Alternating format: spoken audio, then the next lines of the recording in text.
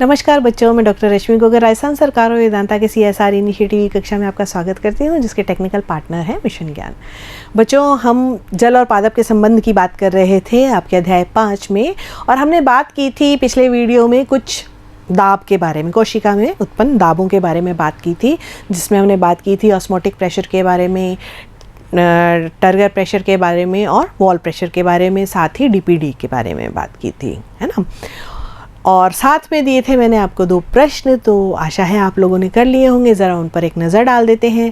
पहला प्रश्न था TP किसे कहते हैं। तो TP जो है स्फीत दाब जिसको बोलते हैं, यानी पानी जब किसी कोशिका के अंदर जाता है तो कोशिका रस और उसके जीव द्रव्य में आयतन की वृद्धि होती है, जिसके कारण की कोशिका झिल्ली जो है उसमें तनाव उत्पन्न हो जाता है, जिसे स्फीत कहते हैं। तो इसकी अगर हम परिभाषा लिखेंगे तो वास्तविक दाब जो झिल्ली को कोशिका भित्ति के विरुद्ध दबाने हेतु उत्तरदायी होता है, क्योंकि क्या कर रहा है वो, जैसे ही कोशिका झिल्ली में का तनाव बढ़ेगा तो वो किस पे प्रेशर लगाएगी, कोशिका भित्ति पे प्रेशर लगाती है, ठीक है। तो इसे स्फीत दाब कहते हैं। DPD का पूरा नाम बताइए। तो DPD का पूरा नाम है डिफ्यूजन प्रेशर डेफिसिट, या इसको हिंदी में बोलते हैं विसरण दाब न्यूनता। और आज हम बात करेंगे इन सारे जो दाब हैं हमारे, यानी ऑस्मोटिक प्रेशर है, टर्गर प्रेशर है और DPD जो है, इनमें आपस में क्या संबंध है, इसके बारे में बात करते हैं। तो कोशिका में जब जल के अणु प्रवेश करते हैं तो उसको हमने DPD बोला, ठीक है। अब जो फ्लैसिड सेल है यानी शलद सेल है, उसके अंदर तो क्या होगा, आपका कोशिका भित्ति पर कोई भी दबाव नहीं पड़ेगा, क्योंकि शलद है, उसकी जो अंदर का सारा पार्ट है वो एक जगह है ना। तो कोई भी प्रेशर जो है भित्ति पर नहीं पड़ रहा, यानी उस टाइम क्या है आपका, ऐसी कोशिका का स्फीत दाब टर्गर प्रेशर क्या होएगा, आपका 0 होएगा, ठीक है। तो जब टर्गर प्रेशर 0 होएगा तो जो ऑस्मेटिक प्रेशर है वो विसरण दाब की न्यूनता के बराबर होता है, यानी तब क्या हो जाएगा, DPD जो है वो किसके बराबर हो जाएगा, आपके OP के बराबर हो जाएगा, है ना। DPD किसके बराबर हो जाएगा, आपके OP के बराबर हो जाएगा। अब स्फीत दाब, परासरणी दाब और विसरण दाब न्यूनता, इनमें संबंध और कोशिका के आयतन पर इनका क्या प्रभाव पड़ता है, इसके बारे में हम बात करते हैं। अब अगर हमने किसी कोशिका को अल्प परासारी विलयन में डाल दिया तो क्या कौन सी क्रिया होगी। हाँ, मुझे ध्यान है कि आप लोगों ने अच्छे से पिछला वीडियो देखा होगा, अंतःपरासरण की क्रिया होगी।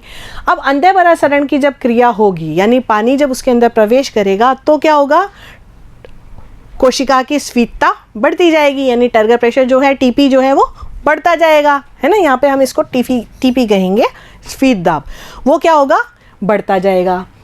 अब कोशिका में जल के प्रवेश से कोशिका रस की सांद्रता कम होने लगती है, ठीक है।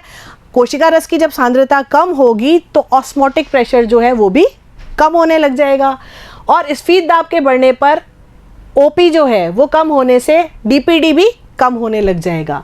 अब यहाँ पर आप ये देखो, जैसे ये शलद कोशिका है यहाँ पर, ठीक है, इसका यहाँ पे ये 0 है, और यहाँ पर ये जो है, इधर हमने देखा कि परासरण दाब क्या होगा, कम होता जाएगा, है ना। स्फीत दाब जैसे जैसे बढ़ेगा, परासरण दाब वैसे वैसे कम होगा। तो वहाँ पर क्या हो जाएगी, आप ये देखिए न्यून हो रहा है, DPD न्यून हो रहा है दोनों में, है ना। इसको अपन इस तरह से समझते हैं, जैसे एक यहाँ पे मैंने ग्राफ लिया, तो अब इसकी चाहे मान लीजिए एक, इसमें हमने देखा कि 10 से स्टार्ट है, इसको हमने माना 10 है, ठीक है। ये हमारा है OP और ये हमारा है TP, है ना। अब OP हमने स्टार्ट किया 10 से, 10, 9, 8, 7, 6, 5, है ना। और इधर से हमारा ये बढ़ रहा है, क्या, TP बढ़ रहा है, तो बढ़ रहा है 1, ये 10 पे तो ये 0 था, 9 पे ये हो गया 1, 10 पे तो ये 0 है ना, ये रहा 10 हमारा, ये 10 है, 10 पे ये क्या है, शलद कोशिका है क्योंकि, तो ये क्या है, यहाँ पर 0 है ना। 10 पे तो ये 0 है, 9 पे ये हो गया 1, 8 पे हो गया 2, 7 पे 3, 6 पे 4 और 5 पे फिर 5, -5, है ना। तो ये इधर से जैसे जैसे घट रहा है वैसे वैसे यहाँ से बढ़ रहा है। तो अगर हम इनमें डिफरेंस देखते हैं तो डिफरेंस क्या आएगा, इधर आपका डिफरेंस जो है वो इस तरह से होता जाएगा, है ना। और यहाँ पर आकर के ये क्या हो गया, 0। तो यानी अब यहाँ पर क्या हो गया, आपका OP जो है बराबर किसके हो गया, टीपी के। ये जो एक कंडीशन ऐसी आई है, एक ऐसी सिचुएशन आई है जहाँ पर ओपी किसके बराबर हो गया, टीपी के बराबर हो जाता है। और इसका मतलब ये हो गया कि डीपीडी कितना हो गया आपका, 0 हो गया। ठीक है, तो जब कोशिका पूर्ण स्फीत होती है तो परासरण दाब किसके बराबर हो जाता है, स्फीत दाब के बराबर। यानी यहाँ पर क्या हो गया, जैसे जैसे कोशिका का टीपी बढ़ा, यहाँ पर आकर के पूरी स्फीत हो गई है ना, ये पूरी कैसी स्फीत कोशिका हो गई। ठीक है, और विसरण दाब न्यूनता क्या हो जाती है आपकी, 0 हो जाती है उस कंडीशन में। ये मैंने आपको सिर्फ एक समझाने के लिए बताया है ना, कि इस तरह से अगर हम मान लें तो इस तरह से हम देखेंगे कि इधर से टीपी बढ़ रहा है, इधर से ओपी कम हो रहा है ना। और एक कंडीशन ऐसी आती है जब ओपी टीपी के बराबर हो जाता है, उस कंडीशन में क्या होता है, डीपीडी 0 हो जाता है। स्फीत अवस्था में कोशिका में चूषण दाब के 0 होने पर ओपी बराबर टीपी, डीपीडी जो है 0। यहाँ पर क्या चल रहा है हमारा, ओपी माइनस टीपी है ना।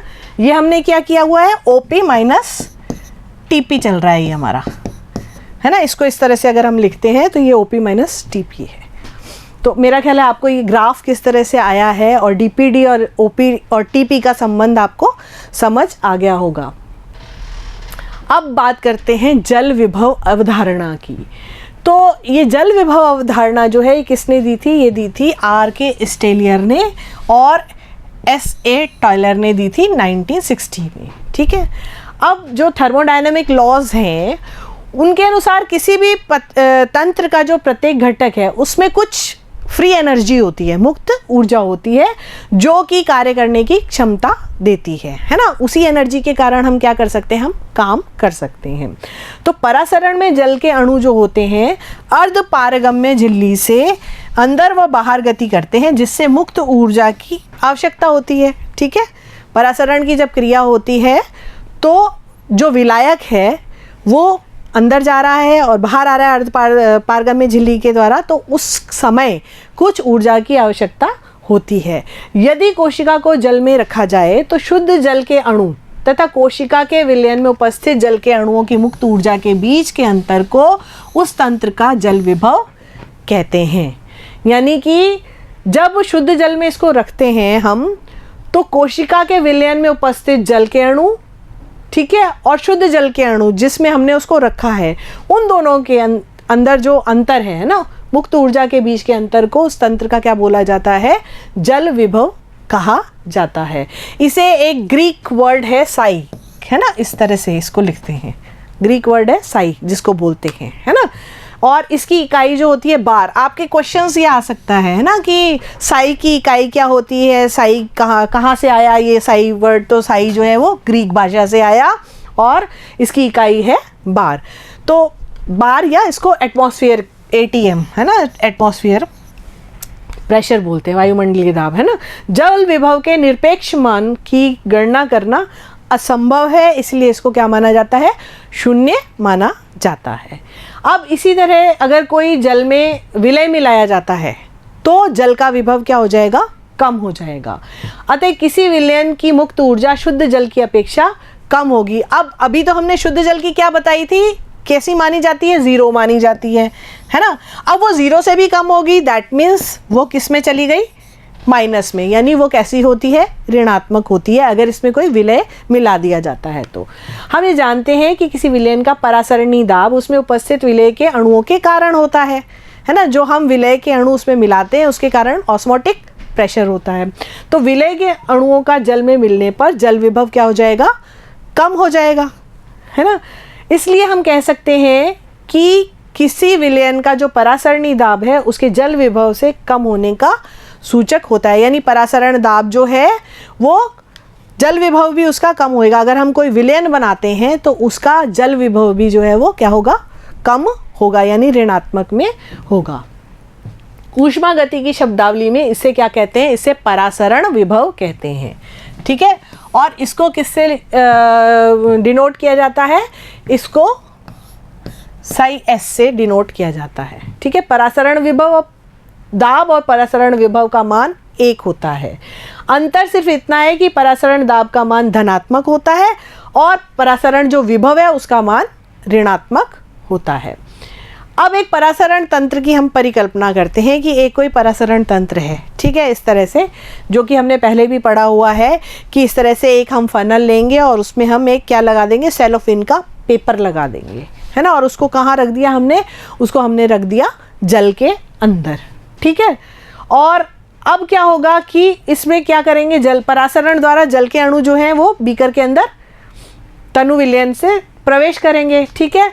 और थोड़े समय में क्या हो जाएगा, ये स्फीत हो जाएंगी, कोशिका जो है वो कैसी हो जाएगी, थैली कैसी हो जाएगी, ये वाली सेलोफिन, ये एकदम स्फीत तनाव वाली हो जाएगी, है ना। और जो जल के अब क्या हो जाएगा, जैसे ही ये तनाव में आ जाएगी तो जल के अणु अंदर जाना बंद कर देंगे, ठीक है, ठीक। अब जल के अणु जब अंदर जाना बंद कर देते हैं स्फीत दाब कारण, तब इसे स्फीत दाब द्वारा जल विभव में जो प्रभाव आता है उसको क्या कहते हैं, उसको कहते हैं दाब विभव, और इसको लिखते हैं साई पी से, है ना। और दाब विभव कैसा होता है, धनात्मक होता है और जल विभव को बढ़ाता है, ठीक है। इस प्रकार जल विभव जो है, यानी जल विभव आपका है वाटर W, परासरण विभव आपका हो गया साई S, और दाब विभव आपका हो गया साई P। ये एक दूसरे से संबंधित होते हैं, ठीक है, इस तरह से ये एक दूसरे से संबंधित होते हैं। तो इस तरह से ये आपस में संबंधित है, यानी जल विभव, परासरण विभव और दाब विभव, है ना, ये एक दूसरे से क्या हैं, संबंधित होते हैं, ठीक।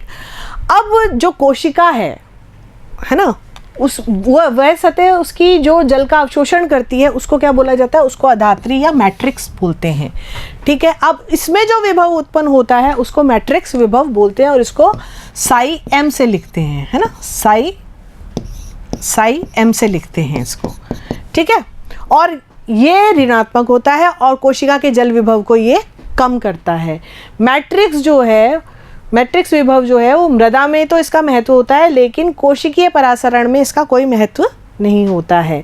दाब विभव धनात्मक होता है, वह इसके कारण जल विभव जो है वो बढ़ता है। तो अब क्या हो जाएगा, जल विभव जो है आपका वो हो जाएगा Sai W Sai S plus psi P plus psi M, ठीक है, ये हो जाएगा आपका, यानी कि साई M मैट्रिक्स विभव, साई S परासरण विभव, साई P दाब विभव।